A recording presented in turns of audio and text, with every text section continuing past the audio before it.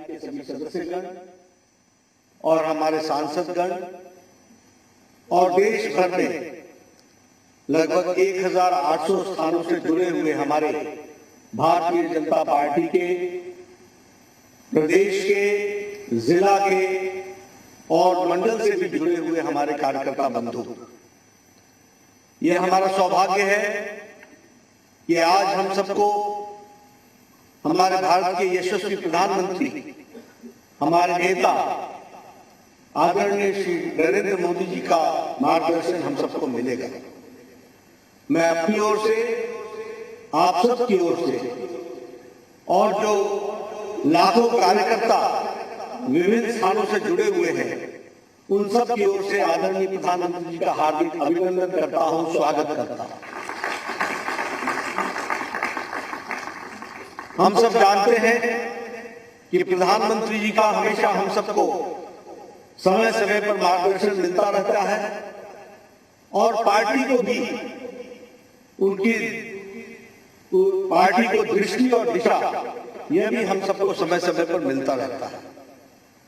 अमृतकाल आने वाले 25 वर्ष में आर्थिक दृष्टि से भारत की नींव रखने का ये जो संकल्प है, इस संकल्प को आदरणीय प्रधानमंत्री जी की ने जो सोच रखी और उसको एक अमली जामा पहनाकर कार्य रूप देने का जो प्रयास किया है, वह सच में देश को एक नई छलांग के साथ विकास की ओर ले जाएगा, यह हम सब लोग जानते हैं। आत्मनिर्भर अर्थव्यवस्था, इस पर हम सबको आज उनका मार्गदर्शन मिलने वाला है और वैसे भी प्रधानमंत्री जी का और उनकी रुचि पार्टी के प्रति हम सब लोग जानते हैं हमेशा रही।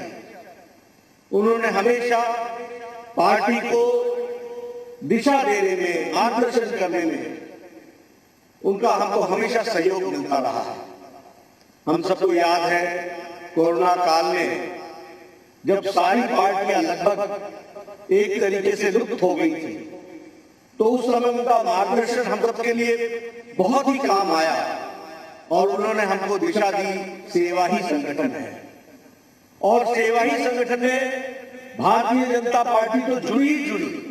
उन्होंने सारे देश को जोड़ करके इस संक्रमण से लड़ने में हम लोगों को दिशा दी और हम लोगों को मार्गदर्शन दिया, ये हम जानते हैं।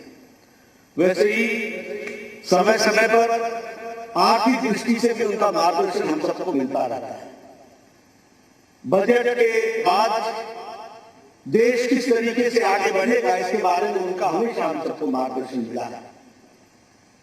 उन्होंने 5 ट्रिलियन इकोनॉमी पर हम किस तरीके से आगे बढ़ रहे हैं, कोरोना के संक्रमण के बावजूद देश आगे बढ़ने के लिए अग्रसर है और अगर हम अपनी जीडीपी देखें तो उससे भी ये ध्यान में आता है कि इन सारे संक्रमणों के बाद और इन सारी मुसीबतों के बावजूद भी देश ने आर्थिक दृष्टि से आगे बढ़ने का संकल्प जो रखा है, उसको उन्होंने गति दी है और देश आर्थिक दृष्टि से सही दिशा में चला है, ये हम सब लोग जानते हैं।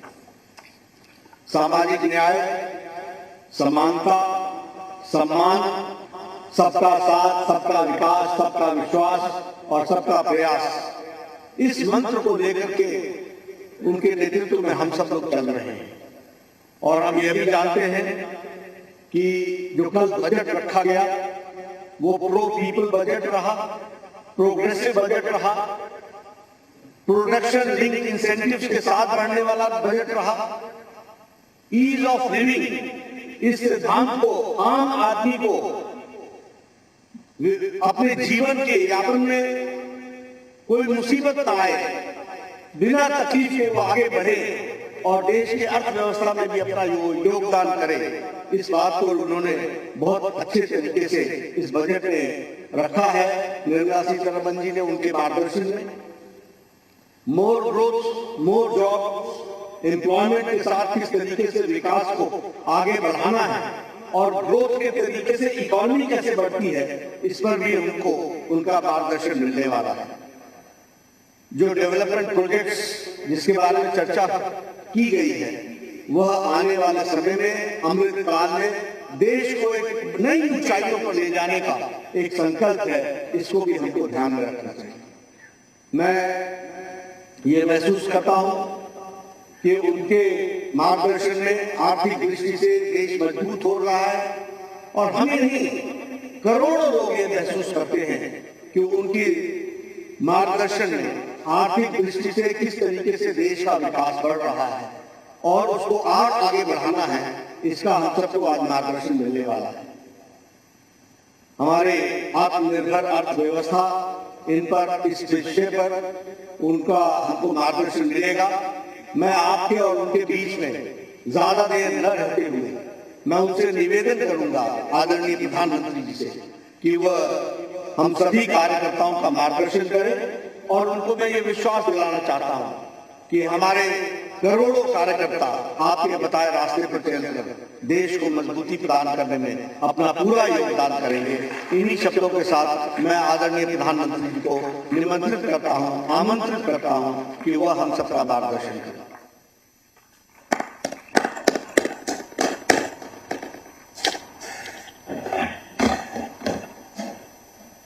धन्यवाद आदरणीय अध्यक्ष जी।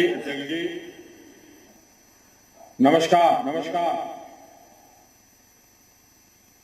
देश भर से जुड़े भारतीय जनता पार्टी के सभी कार्यकर्ताओं का बहुत बहुत अभिवादन। मैं सबसे पहले तो हमारी पार्टी के राष्ट्रीय अध्यक्ष श्रीमान नड्डा जी का बहुत आभार व्यक्त करता हूं कि आज उन्होंने इस कार्यक्रम की रचना की और मुझे भी खास करके बजट की पीछे हमारी सोच क्या है वो पार्टी के कार्यकर्ताओं के सामने प्रस्तुत करने का अवसर दिया है। वैसे कल निर्मला जी ने बहुत ही खूबसूरती से, बहुत ही अच्छे ढंग से और बड़ी कोशिश करके कम समय बजट के कुछ पहलुओं को हमारे सामने रखा। बजट स्पीच में पूरा बजट तो संभव नहीं होता क्योंकि बजट अपने आप में एक बहुत बड़ा दस्तावेज होता है, बहुत बारीकियां होती है और सदन में उन सब चीजों पे बोलना संभव भी नहीं होता है। मैं भी आज आपसे जो बात करूंगा वो भी शायद बजट का एक बहुत छोटा सा हिस्सा बोल पाऊंगा क्योंकि इसमें इतने विषय होते हैं, लेकिन जब विभागवार चर्चाएं होती हैं और इस साल भर का काम है उसको 1 घंटे में बता देना बड़ा कठिन होता है। फिर भी जब अध्यक्ष जी ने कहा कि इसके पीछे सरकार की सोच क्या है जरा आप बताएं तो अच्छा होगा, तो मैंने कहा ठीक है, पार्टी का आदेश मेरे सर आंखों पर है और आज लोकसभा भी दोपहर के बाद है, तो मैंने कहा ठीक है, अगर आज सुबह हम बात कर सकते हैं तो फिर इसलिए आज आपके बीच आने का मुझे मौका मिला है। साथियों, आज देश आजादी के 75वें वर्ष में है और इस समय 100 साल में आई सबसे बड़ी वैश्विक महामारी से आज हिंदुस्तान लड़ रहा है। कोरोना का ये कालखंड पूरी दुनिया के लिए अनेक चुनौतियां लेकर के आया है और एक प्रकार से दुनिया उस चौराहे पर आकर के खड़ी है जहां पर टर्निंग पॉइंट निश्चित है। आगे जो दुनिया हम देखने वाले हैं वो वैसी नहीं होगी जैसी कोरोना काल से पहले थी। जैसे द्वितीय विश्व युद्ध के बाद, सेकंड वर्ल्ड वॉर के बाद पूरी दुनिया में बहुत बदलाव आए, पूरा वर्ल्ड ऑर्डर बदल गया, वैसे ही कोरोना के बाद दुनिया में बहुत सारे बदलाव की संभावना है। एक नए वर्ल्ड ऑर्डर की संभावना है और इसके प्रारंभिक संकेत नजर भी आने लगे हैं। हम सब ने इस बात को मार्क किया होगा, अनेक कोने से सुना होगा, बहुत सी चीजें पढ़ी होगी, और आप भी दुनिया में कहीं जाते होंगे, मिलते होंगे तो आप भी अनुभव करते होंगे, आज भारत की तरफ देखने के विश्व के नजरिए में बहुत बड़ा बदलाव आ रहा है। भारत जैसे विशाल देश को, लोकतांत्रिक देश को, और इतने बड़े समाज में इतनी बड़ी विविधताओं को संभालते हुए चल रहे देश को अब दुनिया के लोग भारत को अधिक मजबूत रूप में देखना चाहते हैं, और इसलिए पूरा विश्व भारत के लिए नए सिरे से जब देख रहा है तो हमारे लिए भी आवश्यक है कि हम हमारे देश को तेज गति से आगे बढ़ाएं, अनेक विविध क्षेत्रों में बदलाव लाएं, मजबूती लाएं। ये समय नए अवसरों का, नए संकल्पों की सिद्धि का समय है। बहुत जरूरी है कि भारत आत्मनिर्भर बने, और आत्मनिर्भर तो बने ही, आत्मनिर्भर भारत की नींव पर एक आधुनिक भारत का निर्माण हो। कल जैसा मैंने पहले कहा, निर्मला जी ने जो बजट पेश किया है, बाय एंड लार्ज हम देखें, पॉलिटिकल एंगल अगर हम छोड़ दें तो जो आर्थिक विषय के लोग हैं, समाज जीवन के लोग हैं, अखबारों में भी देखेंगे, कल टीवी चैनलों की डिबेट में देखेंगे, बजट का बहुत स्वागत हुआ है, बहुत सराहना हुई है। और आपने भी देखा होगा कि इस बजट में देश को आधुनिकता की तरफ ले जाने की दिशा में कई महत्वपूर्ण कदम है। साथियों,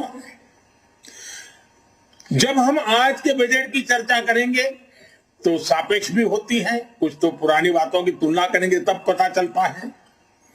बीते 7 वर्षों में जो निर्णय लिए गए, जो नीतियां बनी, पहले की जिन नीतियों में गलतियों को सुधारा गया, उस वजह से आज भारत की अर्थव्यवस्था का निरंतर विस्तार हो रहा है। 7-8 साल पहले भारत की जीडीपी 1,10,000 करोड़ रुपए की थी।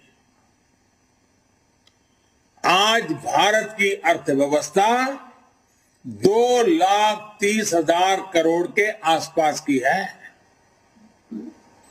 वर्ष 2013-14 में भारत का एक्सपोर्ट 2,85,000 करोड़ रुपए होता था। आज भारत का एक्सपोर्ट 4,70,000 करोड़ रुपए के आसपास पहुंचा है। 7 साल पहले करीब $275 बिलियन का विदेशी मुद्रा रिजर्व हमारे देश के पास था। आज देश का विदेशी मुद्रा रिजर्व $630 बिलियन को पार कर गया है। वर्ष 2013 में देश में $36 बिलियन का विदेशी निवेश एफडीआई था। पिछले साल ये $80 बिलियन को पार कर चुका है। कोरोना के इस काल में भी भारत ने अपनी अर्थव्यवस्था की मजबूती से दुनिया का एक विशेष रूप से ध्यान आकर्षित किया है। आज भारत दुनिया के उन देशों में है जहां के इकोनॉमिक इंडिकेटर्स में बहुत तेजी से सुधार आ रहा है और फंडामेंटल्स मजबूत है। इस साल का बजट इसे और गति देने वाला है।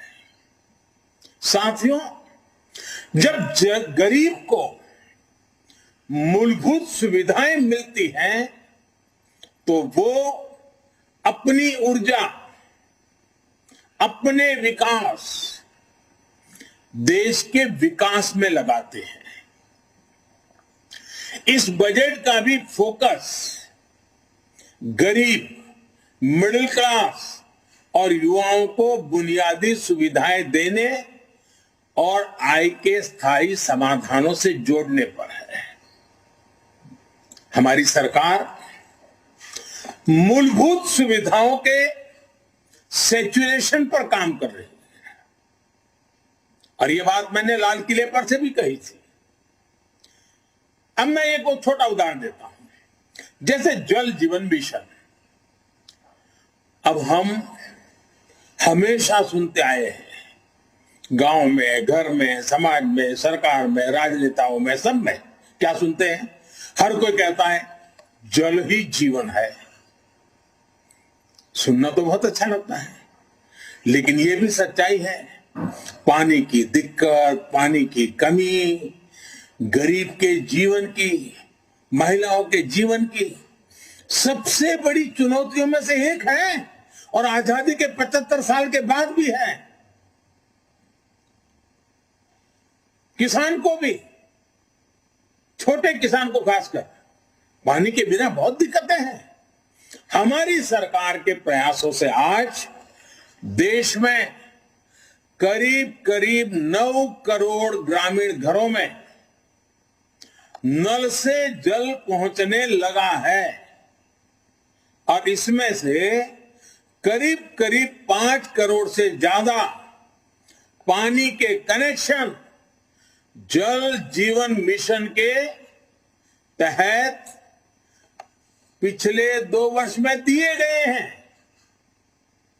अब बजट में घोषणा की गई है कि इस साल करीब 4 करोड़ ग्रामीण घरों को पाइप से पानी का कनेक्शन दिया जाएगा। और जब ग्रामीण घर की बात आती है तो उसमें अधिकतम समाज किसानी से जुड़ा हुआ होता है, खेत के काम से जुड़ा हुआ होता है। उसका समय बचेगा, माताओं बहनों का समय बचेगा, वो कृषि के समय में अपना योगदान दे पाएगी। इस पर पानी पहुंचाने के लिए, घरों में पानी, मेरी माताओं बहनों को कष्ट से मुक्ति दिलाने के लिए पहले करीब 40,000 करोड़ से ज्यादा खर्च किया था, अभी 60,000 करोड़ रुपए से ज्यादा खर्च किए जाएंगे। कभी हमारे देश में हमारी माताओं बहनों को, गांव को पानी के लिए 1 लाख करोड़ रुपया खर्च करके आगे बढ़ना ये छोटे निर्णय नहीं है। देश के अलग अलग हिस्सों में नदियों को लिंक करने के अनेक प्रस्ताव इस बजट में हैं। विशेष रूप से केन बेतवा को लिंक करने के लिए जो हजारों करोड़ रुपए का प्रावधान किया गया है, उससे यूपी और एमपी के जो बुंदेलखंड क्षेत्र है, हम रानी की झांसी का गर्व करते हैं ना, मैं उस बुंदेलखंड की बात कर रहा हूं। जिस खाजुराहो की चर्चा करते हैं, मैं उस बुंदेलखंड की बात करता हूं। वहां की तस्वीर बदलने वाली, पानी के अभाव में वहां के किसान के नौजवान बेटे रोजी रोटी के लिए कभी गुजरात, कभी महाराष्ट्र, केरल, तमिलनाडु तक जाना पड़ता है। ये केन बेतवा योजना किसान के जीवन में खेती में तो बदलाव लाएगी लाएगी, किसान के जीवन में बदलाव लाएगी। और इस योजना पर लगभग 44,000 करोड़ रुपए खर्च होंगे। मेरे किसान भाइयों बहनों के खेत में पानी पहुंचाने के लिए ये आधुनिक युग का एक भगीरथ काम है। अब बुंदेलखंड के खेतों में और हरियाली आएगी। जवान बेटों को शहर में झुग्गी झोपड़ी में रहकर के मजदूरी में जिंदगी गुजारनी पड़ती है, वो खुले आसमान के नीचे अपने माँ बाप के साथ रह करके एक नई जिंदगी का प्रकरण लिखना शुरू कर सकते हैं। घरों में पर्याप्त पानी आए, खेत में पानी आए। साथियों, गरीब का बहुत बड़ा सपना उसका अपना घर भी होता है। इस साल के बजट में गरीबों के लिए 80 लाख पक्के घर बनाने की बात कही गई है और इस पर 48,000 करोड़ रुपए 48,000 करोड़ रुपए यानी करीब करीब 50,000 करोड़ रुपए से अधिक खर्च होंगे। गरीब से मुक्ति का ये भी एक गरीबी से मुक्ति होनी है। गरीब गरीबी से बाहर आना चाहता है। जब घर मिलता है ना, उसका एक हौसला बन जाता है। हम कभी गरीबों की ताकत जानते नहीं थे। सिर्फ गरीबों का राजनीतिक उपयोग करने वाले लोग बहुत हुए इस देश में। एक छोटा सा प्रयास, जनधन अकाउंट। गरीब को जब जनधन अकाउंट मिला ना, उसका स्वाभिमान जग गया और लाखों करोड़ रुपए की बचत में गरीब भी आगे आया है। अगर एक जनधन अकाउंट उसकी जिंदगी बदल सकता है, तो गरीब को जब छत मिले, गरीब को जब घर मिले, तब उसका जीवन कितना बदल जाता है, इसका हम देख करके बता सकते हैं। जो भी उन परिवारों को देखेगा, उसका विश्वास बढ़ेगा। और इतना ही नहीं, सरकार जो घर बनाकर इन्हें देती है, वो घर इन गरीबों को एक तरह से लखपति बना देती है। मैं जब छोटा था, लखपति शब्द बहुत बड़ा लगता था। लखपति यानी कितनी बड़ी दुनिया है, सुनते ही कान खड़े हो जाते थे। लेकिन हमने जो गरीबों को घर दिया है ना, उसकी कीमत के हिसाब से देखे तो हमने पिछले 7 साल में 3 करोड़ गरीबों को पक्के घर देकर उन्हें लखपति बनाया है। जो गरीब थे, जो झोपड़पट्टी में रहते थे, अब उनके पास अपना घर है। पहले के मुकाबले हमारी सरकार ने इन घरों के लिए राशि भी बढ़ाई है और समय की ध्यान को रखते हुए घरों की साइज भी बढ़ाई है, ताकि बच्चों की पढ़ाई न छूट जाए, बच्चों के लिए पढ़ाई के लिए जगह मिल जाए। बड़ी बात यह भी है कि इसमें से ज्यादातर घर महिलाओं के नाम पर भी है, यानी हमने महिलाओं को घर की मालकिन भी बनाया है।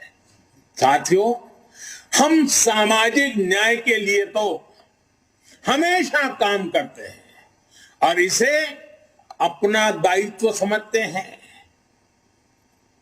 जैसे समाज की भलाई के लिए सामाजिक न्याय बहुत जरूरी है, वैसे ही देश की भलाई के लिए भी देश का संतुलित विकास भी जरूरी है। भारत जैसे देश में कोई क्षेत्र पिछड़ा रहे, कोई इलाका अविकसित रह जाए, ये ठीक नहीं है। और इसलिए हमने आकांक्षी जिला एस्पिरेशनल डिस्ट्रिक्ट अभियान शुरू किया था। इन जिलों में गरीब की शिक्षा के लिए, गरीब के स्वास्थ्य के लिए, गांव की सड़कों के लिए, बिजली पानी के लिए जो काम हुए उसकी प्रशंसा संयुक्त राष्ट्र ने भी। अब इस बजट में घोषणा की गई है कि आकांक्षी जिलों में राज्यों के साथ मिलकर आकांक्षी ब्लॉक प्रोग्राम चलाया जाएगा, यानी उसे और नीचे ले जाया जाएगा। यानी विकास का लाभ आखिरी छोर तक पहुंचाने का एक वैज्ञानिक तरीका है और धन का सदुपयोग करने का, संसाधनों का ऑप्टिमम यूटिलाइजेशन करने का और फोकस एक्टिविटी करने का रास्ता है।